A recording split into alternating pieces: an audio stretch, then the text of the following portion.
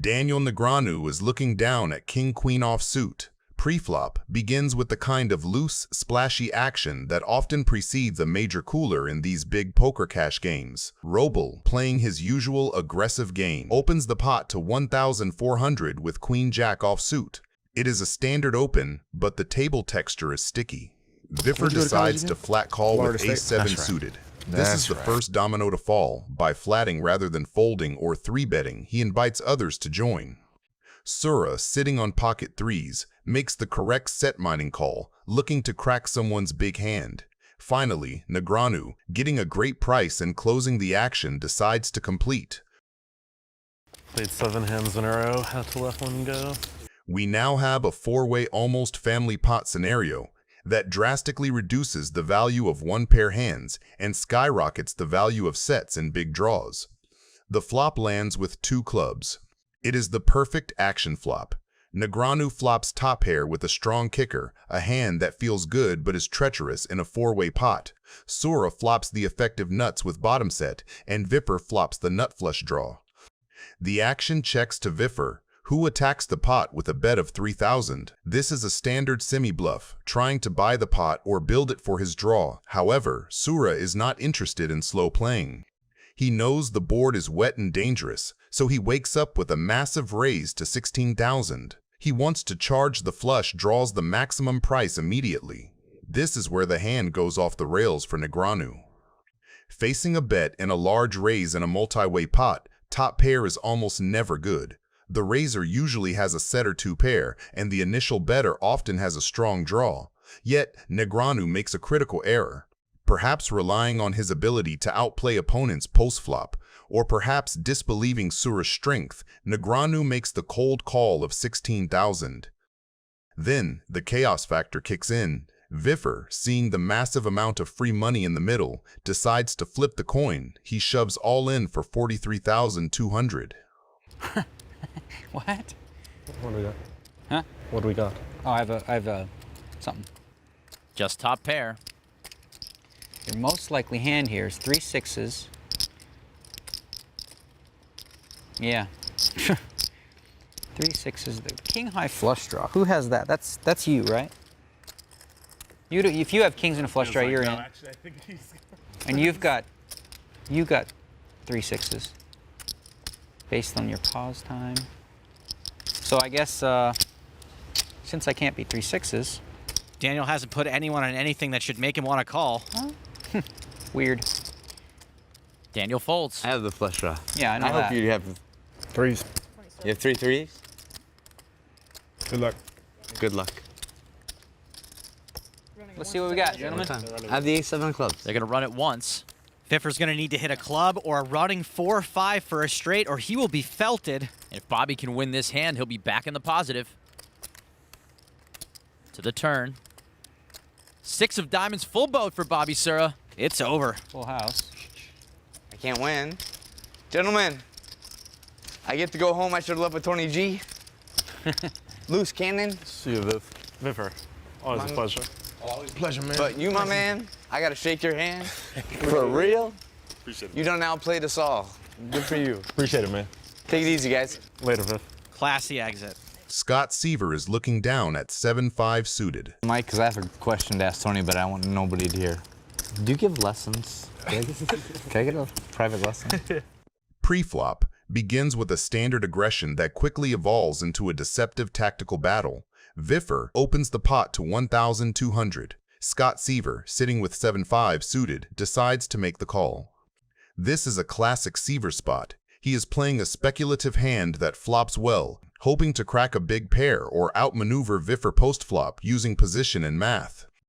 The action moves to Tony G, the loudmouth of the table, who looks down at Ace-8 offsuit. While this hand is often a fold against a raise and a call, Tony's ego and desire to defend his territory compel him to call. The flop falls, a texture that connects loosely with the board but doesn't immediately ignite the fireworks. The turn brings the 5, a card that drastically alters the landscape for Scott Seaver.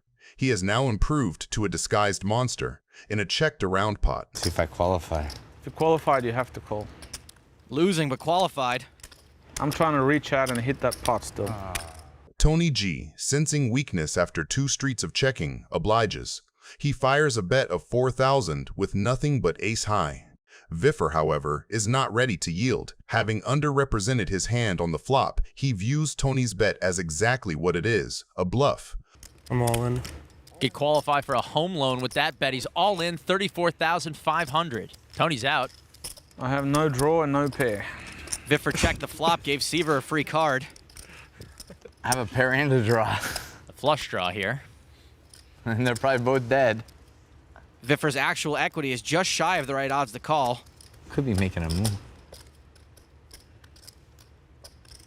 But he lays it down. That's the Scott Seaver I know and love. Phil Lack is looking down at ace-jack offsuit.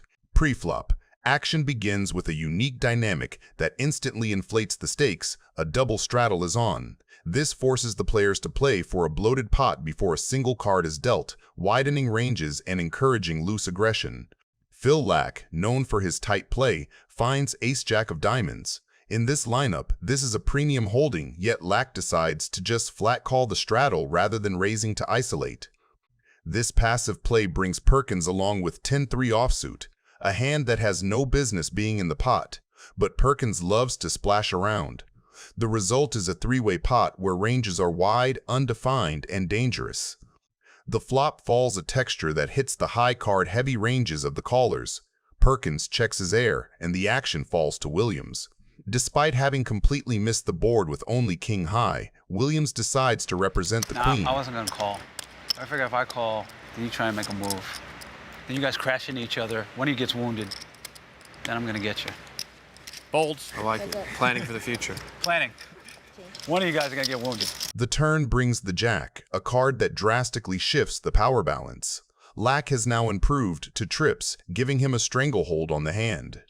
Williams, unaware that he is drawing dead, decides to tell a convincing story. He fires a second barrel of 14,500. This is the critical strategic error. By firing again, Williams is polarizing his range to either a strong queen or a complete bluff. He is trying to fold out a hand exactly like the one Lack used to have, a weak pair or a floating 7. The river is the 4, a complete brick that changes nothing. Williams, having fired 2 shells and received 2 calls, finally hits the brakes. All in.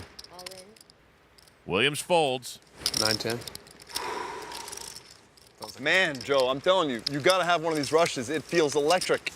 It's better than cruising over a cliff. I mean, pre-hit the earth. The feeling of adrenaline, the rush. Phil Hellmuth is looking down at pocket queens.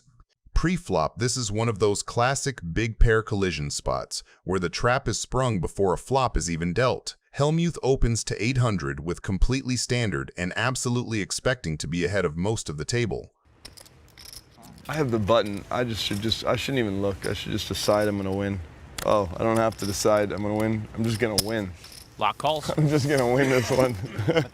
Lock flats, which already narrows him to a lot of medium-strength hands and some traps. How about the pot? Bill Perkins comes in with the pot. Little pottage. Pottage in the cottage. Pottage. In the cottage.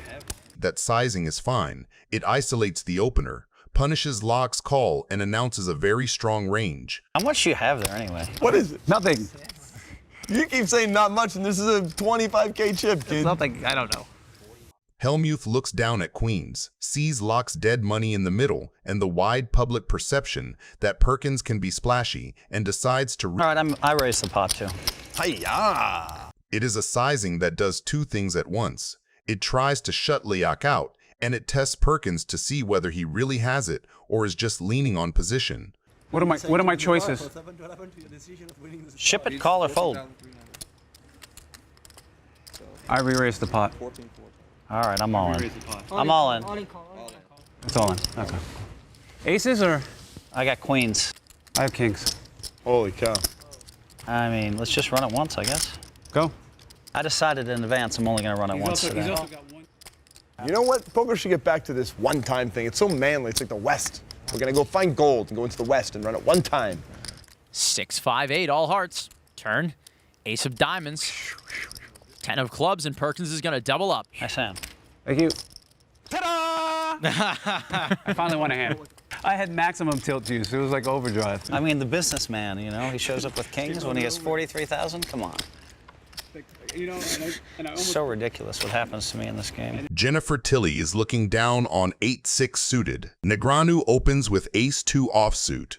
That is a light but purposeful steal, using the ace as a blocker to reduce the chance he runs into a premium and leaning on position to realize whatever equity shows up later. Tilly answers with a re-raise. That choice is great against a suspected wide open because suited connectors play cleanly post-flop, deny cheap realization to the opener, and set her up to attack a player who loves to take flops. It's a little too small, Jen. Phil Locke is going to be upset with you after that raise size because it's too small. Like, last time I took advice from you, I lost the tournament. Sorry. Negreanu calls rather than four-betting. He keeps her range wide, carries the positional advantage into a pot that is not yet bloated, and quietly pockets the option to turn later cards into leverage, even when he misses. Okay, now I'm going to do the dunk bet. That's not a donk bet because you were the pre-flop raiser. Oh, okay, it's not a dunk bet. It's a continuation bet. A continuation bet. Tilly follows through for a small C-bet. The sizing stresses floats and gut shots and keeps her range comfortably uncapped. A lot of bad cards come off, then I can just bluff raise the turn or something stupid like that. You could. Turn a pair into a bluff. I'm really good at that. It's one of my big things Bill Reynolds taught me. Negreanu does not have value, but he does have a plan. He calls to float, buying one more card and preserving the initiative advantage that comes from acting last. If she slows on the turn, he gets to tell the next chapter. If she barrels big, he can release cheaply and move on. The texture inches toward the middling wheelish territory that favors the caller. Tilly checks. That single check compresses her range away from very strong overpairs and toward one-pair hands and draws that prefer pot control. Negreanu seizes the mic with a bet. The number is not huge, but the message is loud. He denies a free card to overcards, pressures hands like ace-queen and king-jack that C-bet once, and begins building a story that can arrive at straights and two-pair by the river. His literal hand did not improve, however his distribution did, because the cards he credibly represent improved. Calling the flop to take it away on the turn is classic small ball pressure, and he executes it cleanly. This is the card that ties the room together, and the run-out connects squarely with the very suited connectors that defend 3-bet pots from the blinds. Tilly leads small. That type of sizing often functions as a blocker, a way to name a price with a hand that does not want to face a pot-sized bomb. To Negreanu, that looks like a door left slightly open. He chooses to kick it in and chips. The shove polarizes him to the straights and strong two-pair he has been representing since the turn. We probably have the same hand. Oh, so sick. You have 9-jack, right? Would that be the same hand as you have? Because if you did have that and you didn't call by now, it would be a little bizarre. You're in Jennifer Tilly's seat. You have the straight. Negreanu shoves over your small lead. What's your move, snap call, or an impossible fold? And why in one sentence? Best clear answer gets pinned. Oh, God. Oh, you have a 6? You raised me with a 6 out of position? No. That's crazy talk. Tilly folds. Daniel Negreanu is looking down at pocket aces. Pre-flop begins with a clash of titans that escalates from a standard open into a catastrophic leveling war. Joe Hashem, a world champion who knows how to navigate these streets, looks down at pocket tens. It is a strong hand. See, none of us have been all in. Nope. Is that right? Just the cannon. 10s for Hashem. I just only made it 1,200. Wow. But vulnerable, so he opens the pot to 3,100 to define his range and thin the field. The action folds to Negreanu in position, and he wakes up with the absolute nuts, pocket aces. Negreanu enters small ball mode, but knows he needs to build the pot now. He puts in a standard 3-bet to 10,000. At this point, the alarm bells should be ringing for Joe, but the dynamic between these two legends complicates the simple math. When the action returns to Hashem, he faces a critical decision point. A flat call here would be the prudent play, keeping Negreanu's range wide and allowing Joe to reevaluate on the flop. Instead, Raise. Hashem decides to assert dominance. He 4-bets to 31,000. This is a massive deviation that turns his hand into a bluff. He is trying to represent a monster like kings or aces to force Negreanu off a hand like ace-king or pocket jacks. However, against a player like Negreanu who is capable of trapping, this aggression merely isolates Hashem against the top of the deck. Negreanu does not hesitate. He doesn't slow play or get cute. He reaches for chips and 5 bets to 91,000, effectively putting Hashem all in. This bet is the nail in the coffin. It collapses Hashem's fold equity to 0. Joe, now realizing he has painted himself into a corner, has priced himself in. Kind of glad it's not a quick all-in.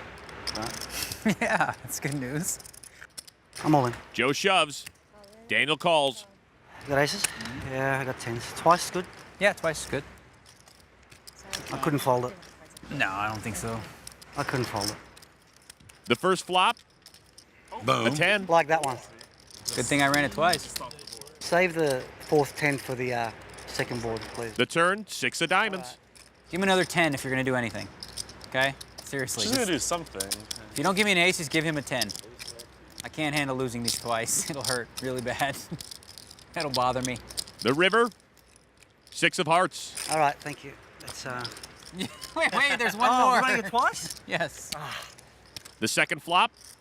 Ooh, I thought that was a 10. I don't know why. Clubs and there's backdoor everything It's here. not fair if I beat you this hand, seriously. The turn. Ooh! Big time sweat. I mean, that's Oh, God. a decent sized sweat as well. That's a pretty good sweat. I don't know if anyone else goes through this. Daniel holds. Oh. I got aces. I'm so happy to not go broke. There's the 9 of clubs. There's the 9 of clubs. Come on. Daniel losing both of those is good for the game. Yeah, great for the game. One more card. Come on. Look at one more card. Thank you. Never been so excited about getting half my money with aces against 10s.